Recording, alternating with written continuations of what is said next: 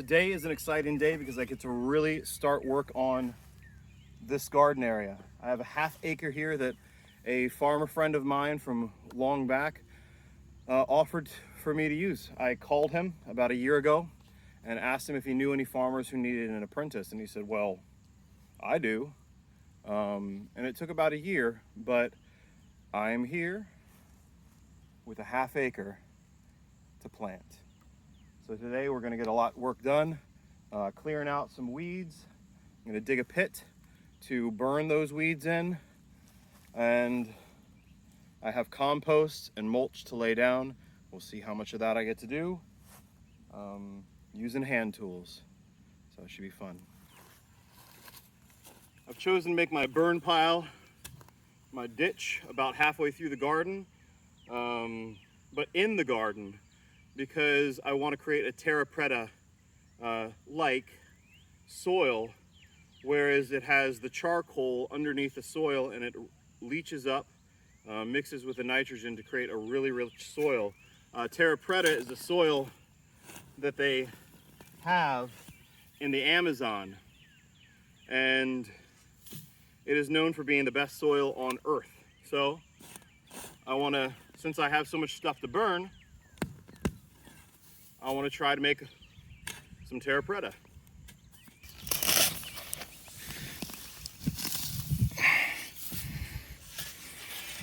This had been a traditional garden about 5 to 6 years ago with fertilizer and herbicide and tractor and tillage. And the soil right now is this, which is Florida soil, but it's basically sand. And this is right underneath the grass layer. So we are going to work to see if we can improve that. I had to walk and get my gloves because digging. While I was over there, I thought I'd get something to do a little simple soil test. And I'm not talking about any chemicals or doing a nitrogen test or phosphorus test or any of that.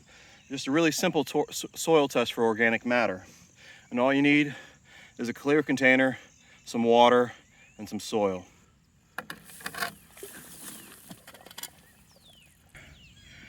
So you fill your clear container with water and soil. You shake it around. Get it good and shaken. All shaken.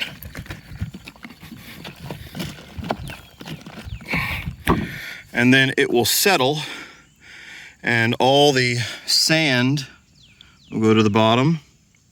The organic matter will layer above that, and you'll be able to tell about how much organic matter you have in your soil. Dark line at the top of the sand is the organic matter. Newsflash, digging a big hole is hard work. What I noticed when I got down a little bit is that the soil actually changed color, so I'm going to do a second soil test with the other soil. Also, as you can see, they turn you around. I dug in a cone shape and for my terra preta, and that has multiple reasons. One is because it's easier, less digging, but two, the more important reason is because when you burn in it, the whole thing that creates the char of the biochar of terra preta is the lack of oxygen in the fire, so that it's not turning to ash. Instead, it's turning to char or biochar. Biochar that has a great ability to absorb nutrients and create incredibly rich soil. Now, this is a lot of work. The question is, why would anybody do this? The Amazonians had incredibly poor yellow clay soil. It's nothing that you can grow on. But they dug these trenches and they created terra preta 6 feet deep. And this is, like I said, some of the best soil in the entire world. And not only is it great soil, but it regenerates, which is a crazy thought. So that you will have good soil for centuries, not just one season, but centuries. So when you consider that, a little digging is not that big of a task. before I forget, I wanted to show you that the soil at the bottom of the pile was also bone dry.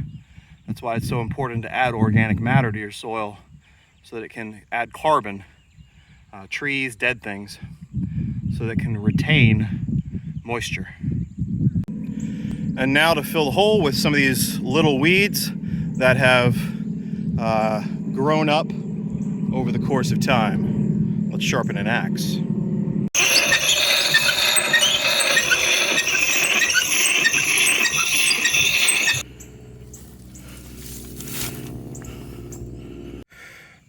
I also wanted to show you this real quick.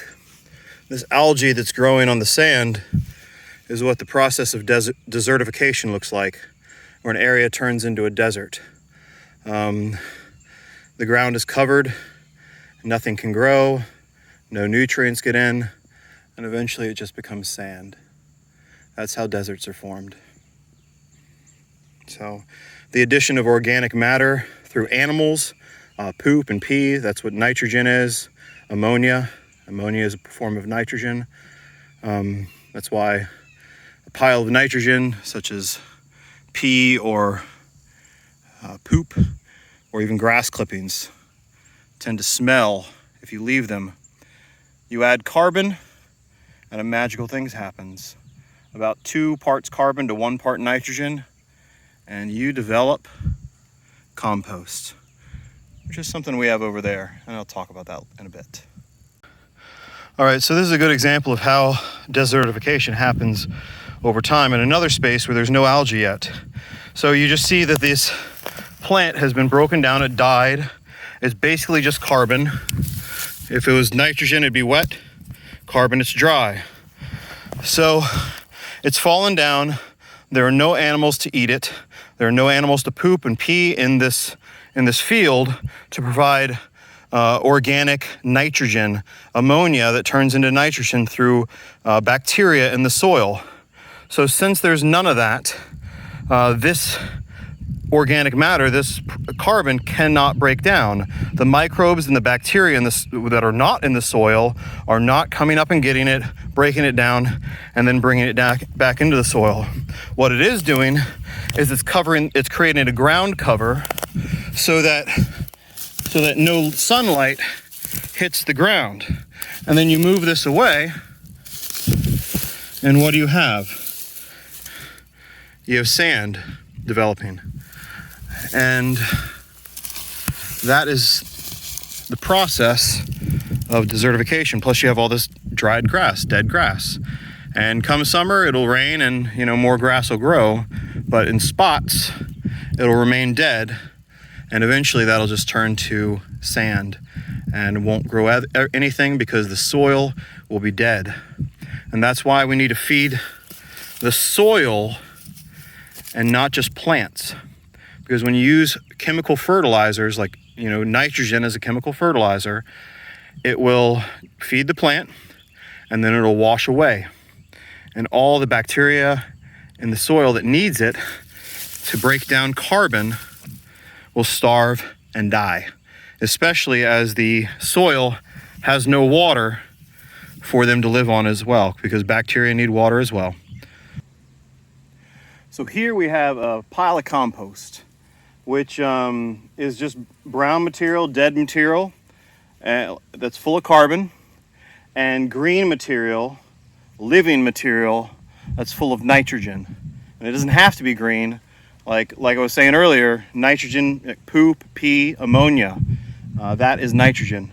Mix that with carbon, it breaks down, it turns into this. And as you can see, under the surface, this is still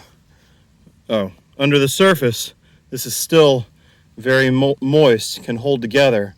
This is excellent for growing plants. It's still very hot, still very hot, which tells me that the nitrogen and the carbon are still working together to break down. I got this. It's basically mushroom compost that is mixed with horse manure. So I believe, wow, that's really, really hot. That is really hot. It even looks like it's like starting to add some ash into it because it's so hot. That's incredible.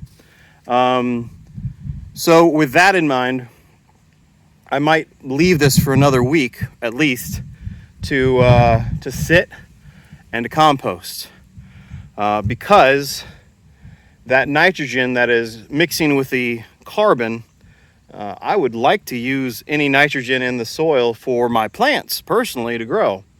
But if they're in the process of making compost, then it will not be available for my plants. So the compost company that I bought this from did not let this sit long enough. But that's all right. I can let it sit a little bit longer and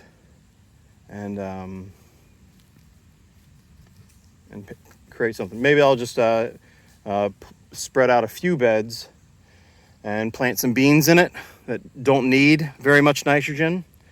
Plant some carrots that are better with, they need phosphorus to grow their roots as opposed to nitrogen to grow the greens. So there's stuff I can do, but yeah. This is what the field looks like after taking down all of those tall weeds. Has irrigation side on both sides and through the middle. Hasn't been used in years, so we'll see how that goes. Next thing I want to do is take out some of these weeds because they all have weed seeds on them, and I don't want nature to plant in my garden. I want to plant in my garden. About 2 weeks ago, we were thinking about bringing a tractor through here and rototilling up the soil because we have a tractor, and I thought, you know, initial till might make it a little easier. But now that I'm picking up the weeds, I am so glad that that tractor decided not to work for 2 weeks straight and still does not work. Because can you imagine, if you've ever weeded a garden, how many seeds those are, how long that would take throughout the whole season to weed. And this is a half acre, and it's probably taking me 15 to 30 minutes to do this. Mostly because of the time of the year that it is. It's right before the rainy season, so the weeds are about to start dying and leaning over. And plant their seeds. The life cycle of a weed is they will push all of the nutrients from their roots into their growing potential and then produce seeds. What that means is that the roots are not well developed anymore. They're smaller because all the nutrition has been put into the plant. So it's incredibly easy to pull them up. Why would you not? Even doing that, I just saw like 20 seeds go, and that makes my heart jump. But way better than several thousand or tens of thousands. Yeah. At least somebody's taking time to stop and smell the roses. Personally, I do not like weeds, as we know. But there's someone that I think might appreciate them. We'll see.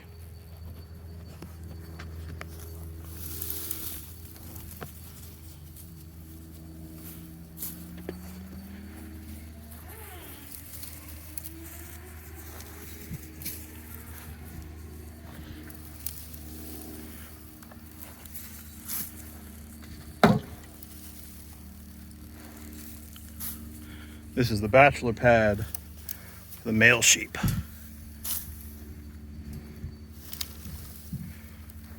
Here's a smorgasbord for you. You notice that their pasture looks like it just got mowed because they stay here all the time. They like to eat. There's only 2 of them, 5 acres. They like to eat the new grass. And they've eaten it all, and it hasn't started to rain yet, so I'll back away a little bit and see if they'll enjoy that.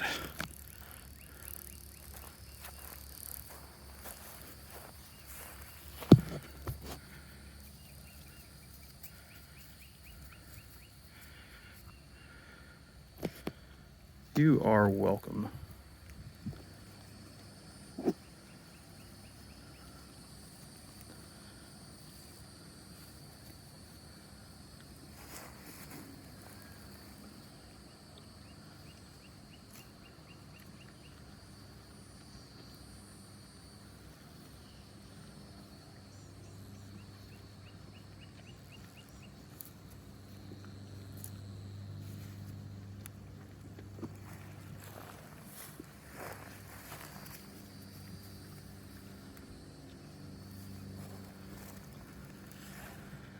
I won't hurt you.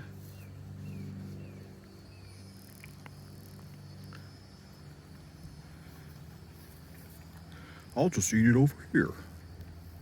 That's all right.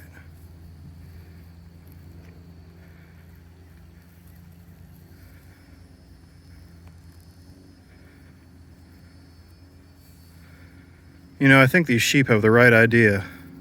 Been working for about 4 hours now, and it's about lunchtime. So let's call it a day. Go get some lunch. Here's to a better tomorrow.